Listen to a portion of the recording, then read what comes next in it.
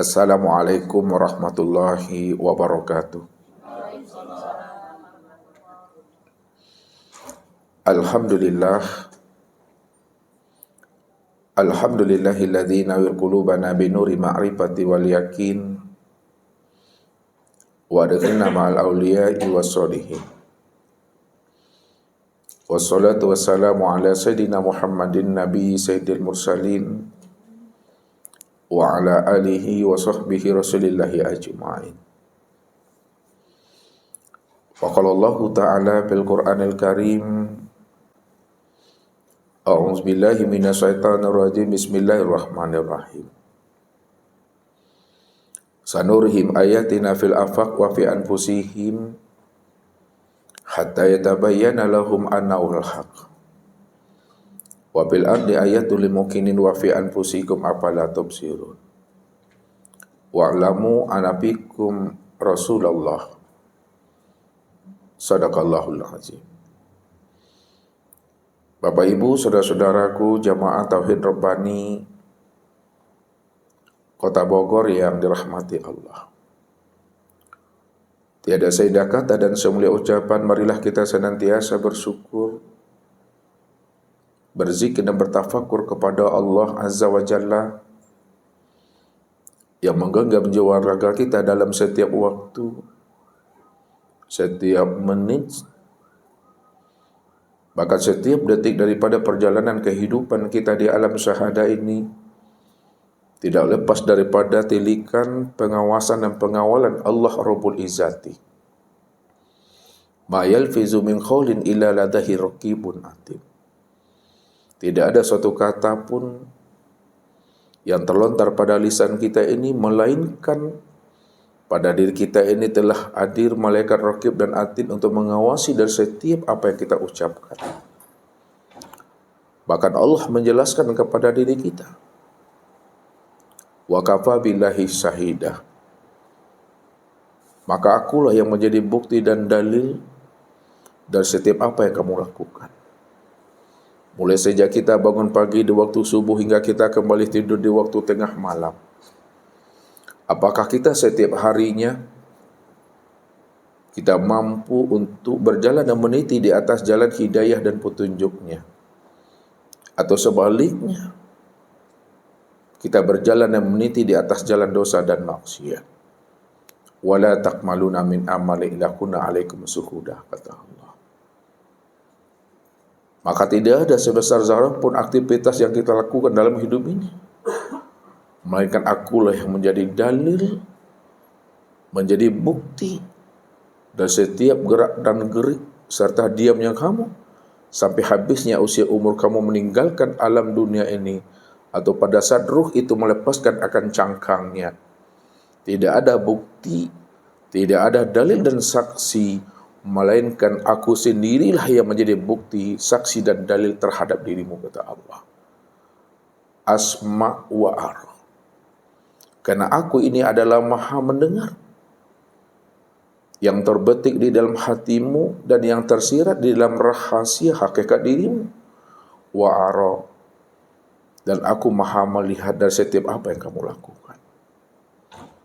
Salawat dan salam kepada baginda Rasul Nabi Muhammad sallallahu alaihi wasallam. Allahumma salli ala Muhammad wa ala ali Muhammad.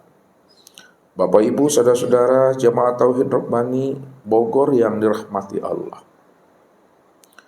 Hidup di alam dunia ini, sebelum ruh itu melepaskan akan cangkangnya, sebelum ruh itu melepaskan tubuh jasmani kita ini, maka wajib kita itu mengenal Allah dengan pengenalan yang sebenar-benarnya, zahir dan batin, supaya kita benar-benar lurus dan terang dalam pulang dan kembalinya kita kepada Allah. Karena kita sudah mengimani dan meyakini bahwa tiap-tiap segala sesuatu dan termasuk akan diri kita ini akan berpulang dan kembali kepada asalnya.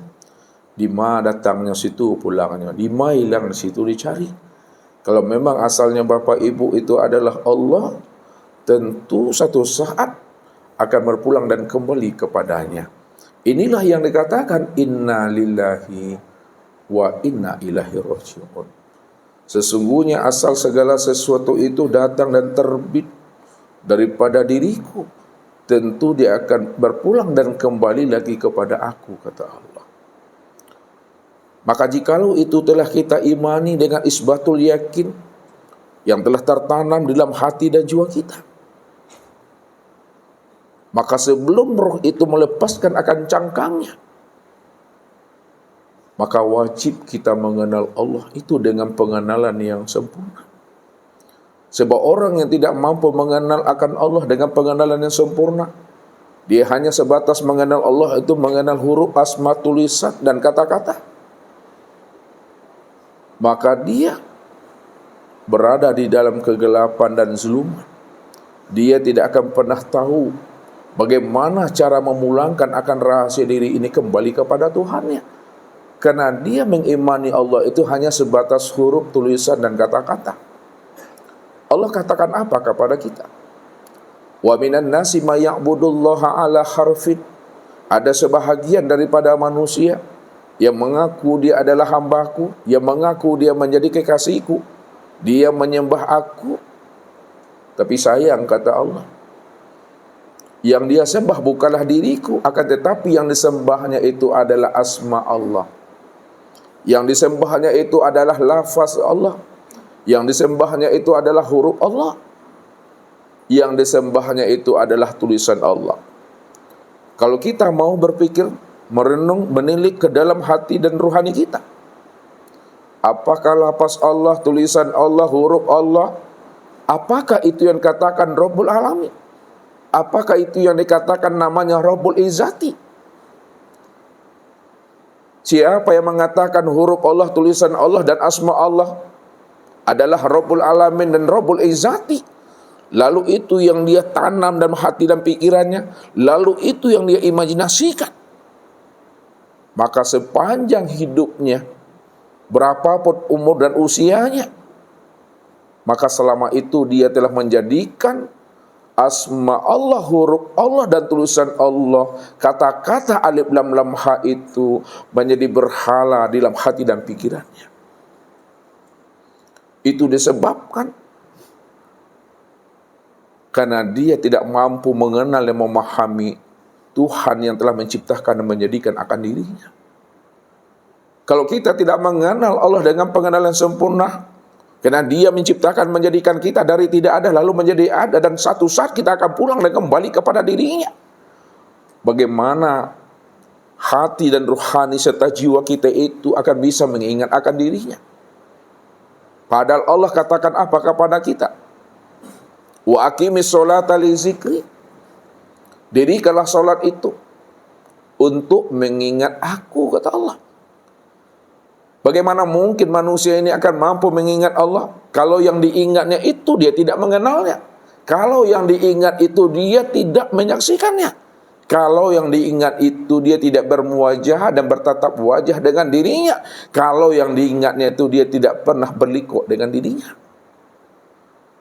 Bagaimana mungkin Bapak Ibu akan bisa menemui seseorang kalau Bapak Ibu tidak mengenal, tidak melihat, tidak berliku dengan seseorang yang akan kita temui itu?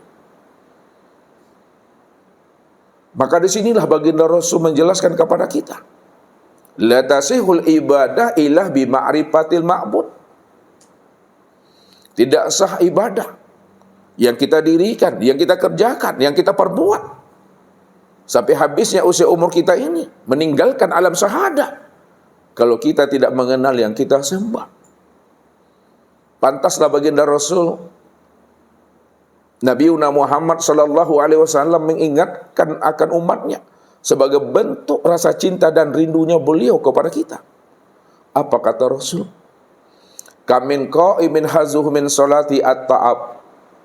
Berapa banyak umatku yang mendirikan ibadah solat, tapi dia tidak mendapatkan apa-apa dari ibadah solat yang dia kerjakan, melainkan apa yang dia dapatkan, kata Rasul, at-ta'abu wan nasab. Yang ia dapatkan dari ibadah solat yang dia kerjakan bertahun-tahun, itu tiada lain adalah rasa capek, letih, dan paneksinya, Bapak Ibu. Kalau bahasa Ustadz, kaladang kue kapara rajin.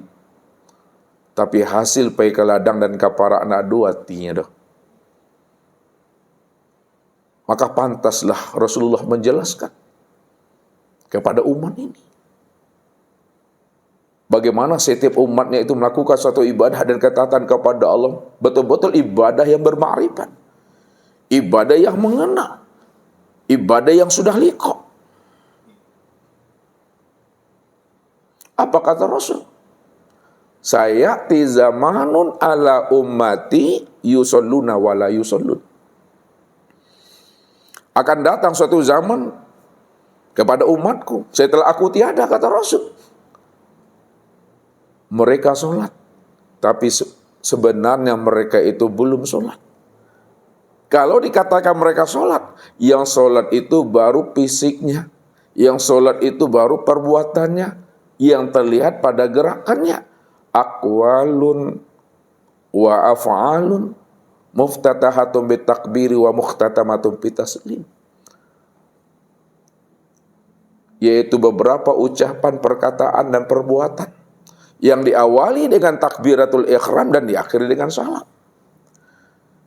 Kalau hanya sebatas berucap, membaca ayat, bergerak, berdiri, ruku, i'tidal, sujud, dan duduk, namun dia tidak mengenal yang ia sembah, maka itu akan menjadi ibadah yang hampa dan sia-sia. Kita berharap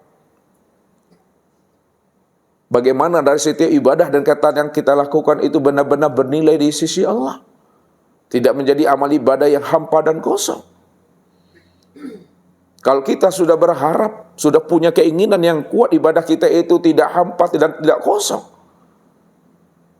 tentu kita betul-betul mengenal Allah yang kita ibadati itu.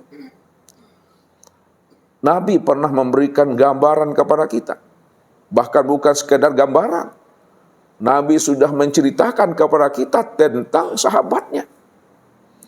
Apa yang diceritakan oleh baginda Rasul kepada sahabatnya tentang perkara sholat ini, yang mesti kita ambil iktibar dan hikmahnya di balik peristiwa itu. Kalau kita tidak mau ibadah kita menjadi ibadah yang kosong. Ada dua orang di antara umatku, kata Rasul. Dia sama-sama mendirikan sholat. Cara berdirinya di dalam mendirikan sholat sama.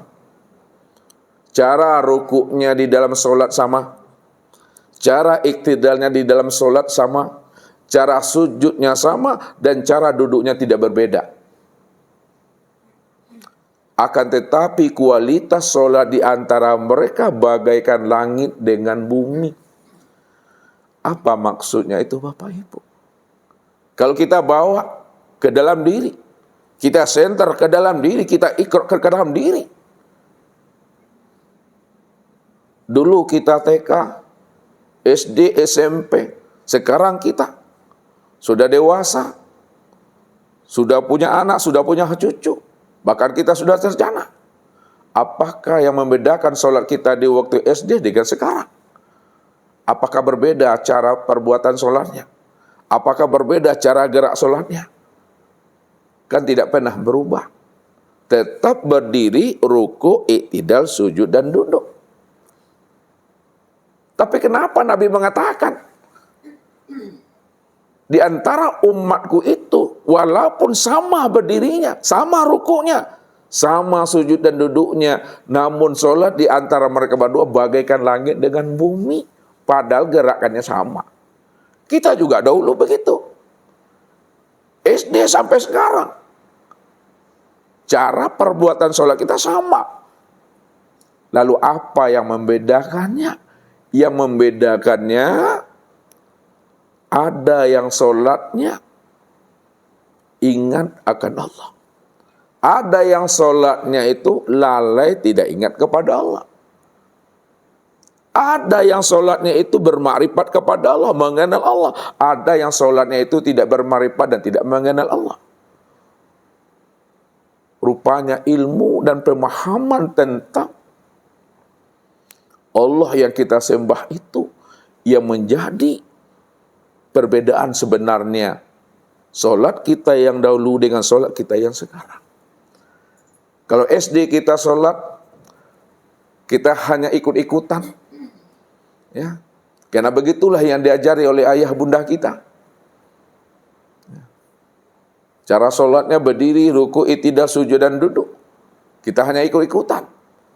Tapi sekarang kita mesti telah berilmu ma'rifat. Kita mesti telah mengenal Allah itu dengan pengenalan sempurna. Supaya solat yang kita lakukan itu ada mahabbahnya.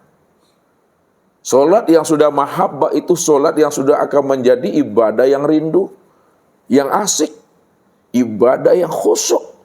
Ini yang akan menzahirkan nama nikmat dalam beribadah itu. Disebabkan apa? Terjadinya nikmat, asik, rindu, khusyuk, bermahabbah.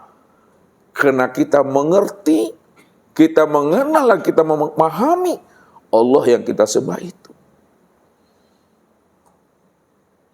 Makanya orang yang tidak mau mengenal Allah, tidak ada keinginan untuk mengenal Tuhannya. Padahal dia satu saat akan pulang dan kembali kepada Allah. Maka ia berada dalam keadaan rugi. Mungkin di dunia ini dia tidak merasakan akan kerugian itu. Tapi pada saat ruh itu melepaskan akan cangkangnya, ruh itu telah melepaskan akan tubuh jasmaninya yang disebut proses inna lillahi wa inna ilaihi raji'un. Pada saat berpindah alam dia, maka ketika itulah dia baru bisa merasakan ruginya dia tidak mengenal Allah di waktu hidup di alam dunia ini. Bagaimana dia akan memulangkan rahasia diri ini kembali kepada Allah? Walaupun di dunia dia tahu semuanya datang dari Allah dan kembali kepada Allah. Kalau kita tidak mengenal Allah, waktu meninggal pun kita tidak akan pernah bisa menghantarkan diri kita kepada Tuhan. Maka tidak semuanya orang yang mati itu dia akan tahu bagaimana cara memulangkan diri kepada Tuhan. Tidak semua orang yang meninggal itu bisa berjumpa dengan Tuhannya. Kalau waktu hidup di dunianya, dia tidak ada keinginan yang kuat untuk berlikuk bermusyahadah dengan Allah. Inilah yang diingatkan Allah kepada kita. Kalau kita benar-benar sayang kita dengan diri kita, kita kasihan kita dengan diri kita, kita hibah kita dengan diri kita, pada saat ruh itu akan melepaskan akan cangkanya karena kita tidak akan pernah tahu apakah hari ini atau besok lusa. Apa yang Allah katakan kepada kita? Wa man kana fi hazil a'ma fa huwa fil akhirati a'ma wa adallun sabila. Barang siapa yang buta di dunia, dipastikan dia buta di akhirat. Wa adallun sabila. Maka dialah orang yang tersesat. Orang yang tersesat itu tempatnya di neraka. Lalu buta yang bagaimana yang Allah maksudkan itu Bapak Ibu? Di dalam surat Bani Israel ini. Apakah buta mata zahir yang ada di kepala ini? Atau butanya mata hati yang ada di dalam dada ini yang dikatakan Allah orang yang buta hakiki itu?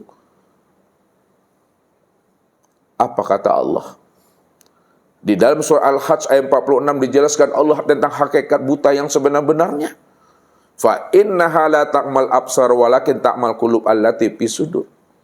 Sesungguhnya yang aku katakan buta itu kata Allah bukanlah buta mata zahirmu, bukanlah buta mata luarmu, bukanlah buta mata fisikmu yang ada di kepala ini. Akan tetapi yang aku katakan buta itu kata Allah adalah butanya mata dalammu, butanya mata hatimu, butanya mata batinmu, kata Allah. Orang yang buta mata hatinya, yang buta mata dalamnya, yang buta mata batinnya, itulah yang sebenar-benarnya dikatakan Allah itu adalah orang yang tersesat dan tempatnya di neraka.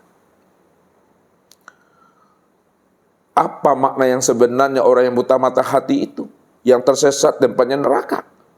Makna yang sebenarnya, siapa yang tidak mengenal aku di waktu hidupnya, maka di waktu matinya dia tidak mengenal aku. Siapa yang tidak mengenal aku, di dunia ini, maka di akhirat pun dia tidak mengenal aku. Siapa yang tidak mengenal aku, yang sudah wujud nyata menjadi rahasia dirinya, pasti dia juga tidak akan pernah mengenal aku yang wujud dan nyata di luar pada dirinya. Padahal akulah diri yang awal itu. Padahal akulah diri yang akhir. Padahal akulah diri yang zohir. Padahal akulah diri yang mati. Akulah diri yang ahad. Hanya aku semata-mata yang wujud dan yang ada, kata Allah. Maka disinilah bentuk keheranan Tuhan kepada manusia ini, sehingga Allah bertanya kepada kita. Apa kata Allah? Ya ayyuhal insan, ma gharraka bi rabbikal karim. Hei sekalian manusia, apa yang menghalangi batinmu?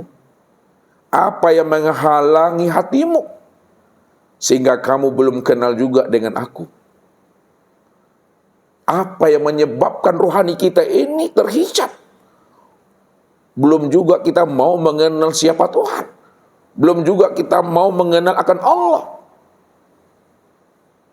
Padahal kata Allah, Allazi khalaqaka fasawwaka fa'adalak.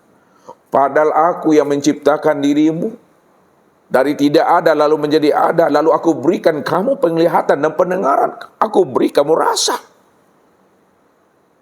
Tapi kenapa kamu belum kenal juga akan diriku, kata Tuhan. Begitulah Allah bertanya kepada hambanya supaya hambanya itu mampu mengenal akan sejati dirinya. Bahwa Allah menciptakan akan dirinya dari sesuatu yang tidak ada. Lalu Allah jadikan kita. Dari mana kita tahu dan mengerti bahwa kita ini hidup? Dari mana kita tahu dan mengerti bahwa kita ini melihat dan mendengar? Dari mana kita tahu bahwa diri kita ini berkata? Apakah yang hidup itu adalah kita dengan sendirinya? Apakah yang melihat, mendengar dan berkata itu kita dengan sendirinya? Atau kita ini ada diadakan, hidup dihidupkan, melihat diperlihatkan, gerak digerakkan? Inilah yang mesti kita ikrok, kita senter, kita tilik, kita tanya ke dalam diri kita ini.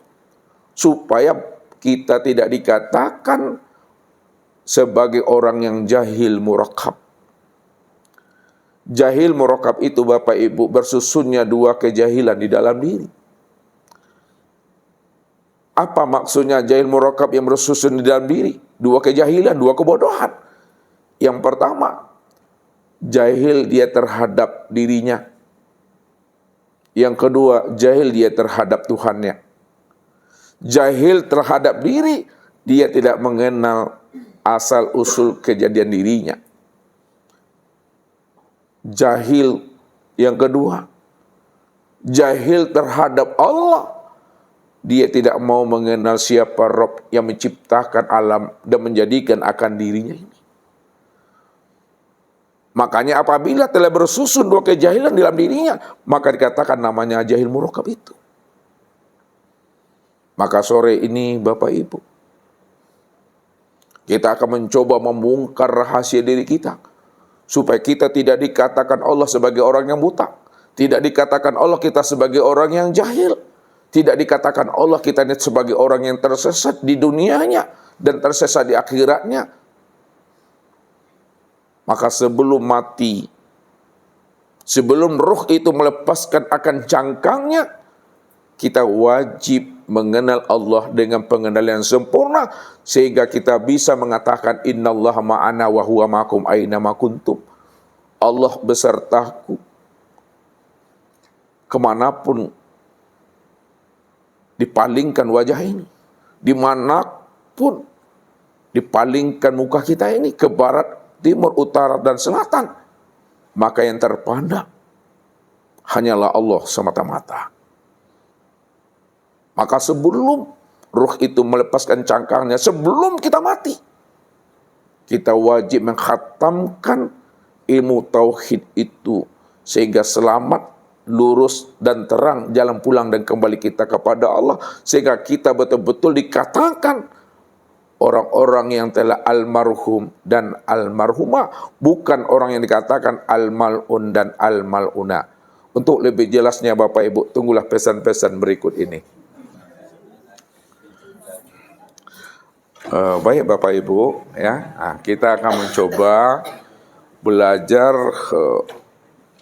mengenal akan diri kita ini, ya. Sebab dikatakan, ya, arafun nas man arafu li nafsi.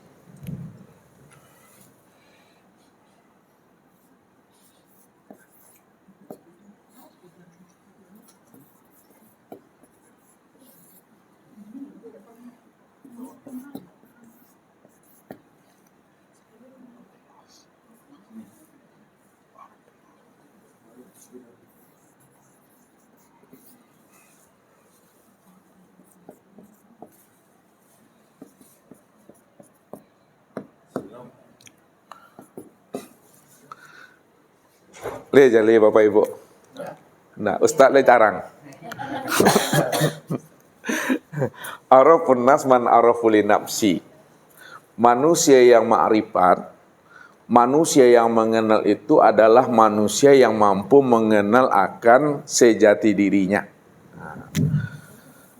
Manusia yang kenal itu adalah manusia yang mengenal akan rahasia dirinya. Makanya wajib kita itu mengenal diri supaya kita dikatakan manusia yang bermakrifat. Ya. Karena jalan untuk mengenal Allah itu Bapak Ibu, ya paling mudah. Tak perlu Bapak Ibu mencari Tuhan itu ke gunung-gunung, ke gua-gua, bertapa, masuk ke dalam hutan, masuk ke dalam dasar laut. Kalau kita ingin mencari dan menemui Allah itu ke dasar lautan, ke dalam gua, ke gunung, maka dipastikan Bapak Ibu tidak akan pernah berjumpa bersua dan bersobok dengan Tuhan itu. Paling-paling yang berjumpa itu adalah gondoruo itu. Jadi siapa yang ingin menemui akan Allah, siapa yang ingin berjumpa dan berliku dengan Allah, maka ikrok ke dalam diri ini, senter ke dalam diri ini, silau ke dalam diri. Ini yang dikatakan oleh orang-orang tua kita, yang mana hati dan jiwanya telah hadir bersama Allah. Baca alam pada diri, baca diri di dalam diri. Di dalam diri ada diri, dalam diri ada rahasia diri. Di dalam rahasia diri itulah aku benar-benar wujud dengan sendirinya, kata Allah. Di sinilah baginda Rasul menuntun umatnya, membimbing umatnya, bagaimana umatnya itu benar-benar wusul likuk kepada Allah. Apa kata Nabi? Man tolabal maula bi ghairi nafsin faqad dolalan ba'ida. Barang siapa ingin mencari dan menemui Allah keluar daripada dirinya, maka sungguh dia telah berada pada kesesatan yang sangat jauh, Bapak Ibu. Jadi kalau kita tidak ingin tersesat kepada jalan yang lebih jauh lagi, maka senter tiliklah ke dalam diri. Insya Allah Bapak Ibu mampu berliku, Bapak Ibu mampu bermusyahadat dan bermuwajahah dengan Allah. Karena Allah itu bukan jauh Bapak Ibu, Allah itu adalah dekat. Ini yang pernah dikatakan oleh seorang Arab Badui kepada Rasul. Apa kata beliau? Ya Rasulullah, apakah Allah itu jauh ya Rasulullah? Atau apakah Allah itu dekat ya Rasul? Lalu apa jawaban Rasulullah kepada beliau? Kenapa engkau tanyakan hal itu kepada aku? Allah itu jauh atau dekat? Aku bertanya kepada engkau ya Rasul, supaya aku paham dan mengerti. Kalau memang Allah itu jauh ya Rasul, tentu aku berdoa dan bermunajat kepadanya dengan suara yang agak nyaring, keras dan lantang. Namun apabila Allah itu dekat ya Rasul, tentu aku berdoa, bermunajat kepadanya cukup dengan cara berbisik-bisik. Karena Allah itu dekat. Karena Nabi ini Bapak Ibu tidak pernah seperti kita cara menjawabnya. Kita kebanyakan ini kadang-kadang mandai-mandai Bapak Ibu, dipaksakan menjawabnya. Ya, takut maruahnya jatuh, gengsi, tak dapat menjawab, awak ustaz, awak labai mah. Dipaksakan menjawab, itu dolun wa dolun nanti. Sesat dan menyesatkan. Nabi tak seperti itu. Karena rahasia Rasulullah itu telah dibukakan oleh Allah kepada kita umat ini. Apa kata Allah tentang rahasia dirinya? Wa ma yantiqu anil hawa in huwa illa wahyu yuha. Tidaklah Nabi itu berbicara, bercakap, memberikan suatu jawaban atas sebuah pertanyaan berdasarkan dorongan keinginan hawa nafsunya. Akan tetapi Nabi itu menjawab sebuah pertanyaan, berucap dan berkata serta berbuat berdasarkan wahyu yang diwahyukan Allah itu ke dalam dadanya. Ketika itulah Allah memberikan jawaban kepada Rasulullah terhadap sebuah pertanyaan yang disampaikan dan yang diajukan oleh Arab itu kepada dirinya. Maka turunlah firman Allah yang menjelaskan akan hal itu. Wa iza sa'alaka ibadi anni fa inni qarib.